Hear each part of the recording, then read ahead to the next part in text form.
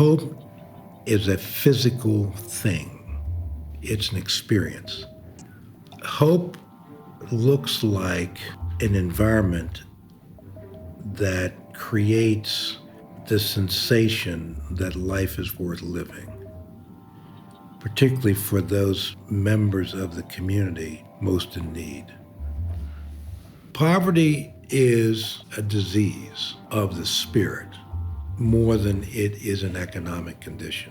People are born into the world as assets, not liabilities. Entrepreneurship is the physical manifestation of Manchester Bidwell Corporation. Creativity fuels enterprise. Given the chance to dream, anyone may have an opportunity to create something that can change the world. It saves money and it saves lives. There is nothing accidental about this school. Everything here is deliberate. It was in the springtime. I happened to be walking down the corridor of my high school, and the art room was open, and the art teacher in the school was a potter. I couldn't stop staring at this man sitting at a stool with his back to me. He eventually turned around and said, "Can I help you?" I said, "What is that?" And he says, "Oh, that's called ceramics." And I said, "I want you to teach me how to do that." And he brought in a range of experiences. All of a sudden, a whole constellation of color and possibilities that accompany that color began. I wanted to take that experience and recreate it for kids in my neighborhood. We've been repeating that cycle for 50 years with MCG youth. Free to Pittsburgh Public High School students, we have ceramics, photography, digital, and design studios. We provide spaces and resources that rival university art programs. We give this to the students to let them know they deserve it. It shows that we respect them, and in turn, that breeds respect. Many of these students start as disaffected as I was. I figured out instinctively that the answer was beauty. You have to put children and adults in an environment that is an illustration of the alternative.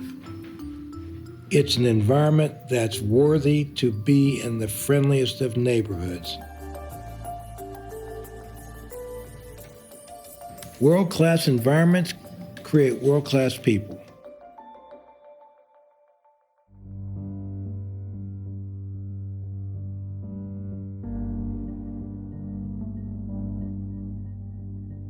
Very dark, very troubled, a lot of fear. Everybody was angry about everything. And nothing that I've ever seen in life positive comes out of a culture of anger. When you're afraid, you can't think clearly. So the answer is to get the fear out of the equation so you can think clearly. But what I was doing was making pottery, knowing that that ultimately would be the antidote to the fear. When I started MCG, Bidwell Church opened Bidwell Training Center to also help quell that fear. And I was helping the youth at MCG, and Bidwell Training Center was helping adults by training them for jobs. In 1972, I assumed leadership of Bidwell Training Center with the help of my friend Jesse Fife. And back then we were teaching bricklaying and carpentry and all that. Building trades industry collapsed in Pittsburgh. Nobody was hiring anybody. It makes no sense to teach people professions that don't exist. I said, if we don't do this, we're just another poverty program that goes out of business because they refuse to adapt to changing conditions. Covestro was one of the companies that helped us transform from a poverty program to a school of excellence. 27 years after we started the lab tech program, Covestra alone has hired 70 Bidwell students. The top medical companies in the area sit on advisory boards for our excelling medical programs. Senator John Hines asked us to start a culinary program, and now our students end up working in the most prestigious restaurants.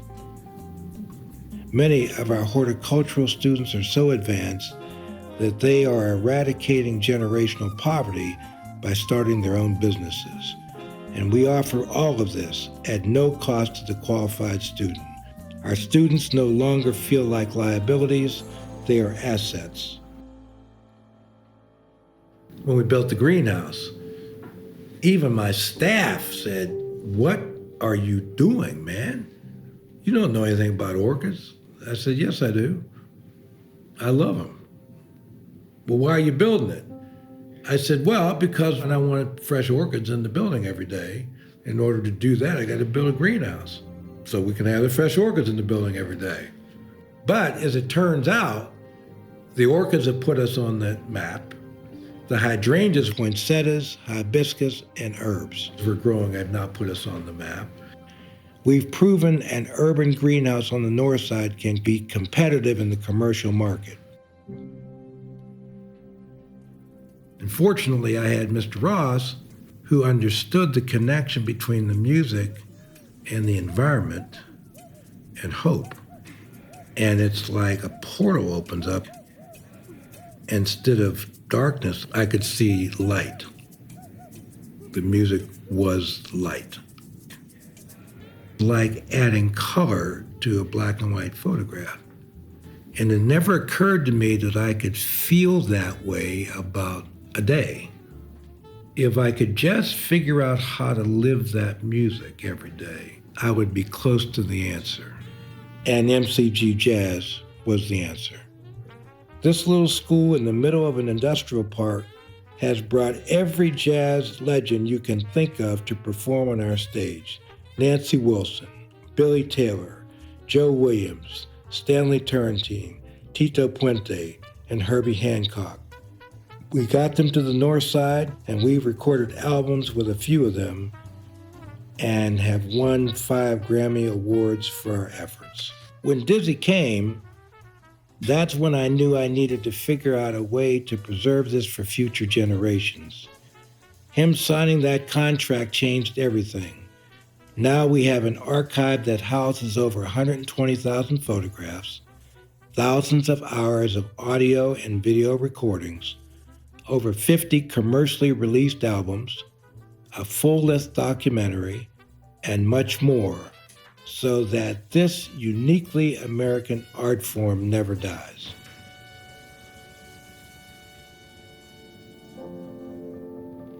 We're in the experimental phase. This is the outline of what I want to do. We haven't really got to the main conversation yet.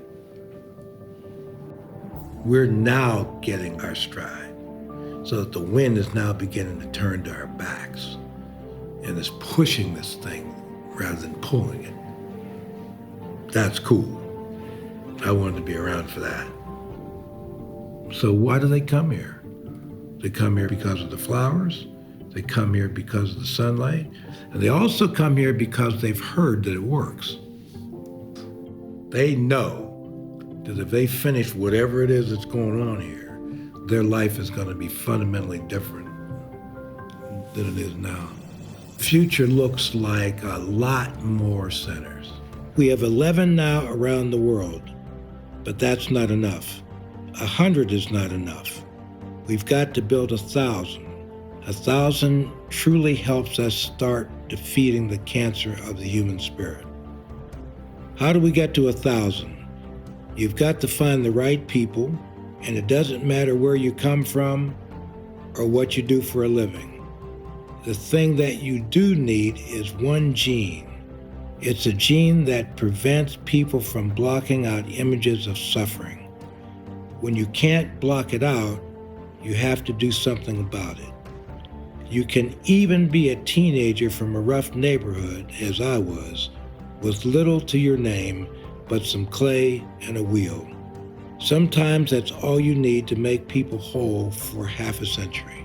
If we find the right people, the future could be brilliant. I think the future will be brilliant.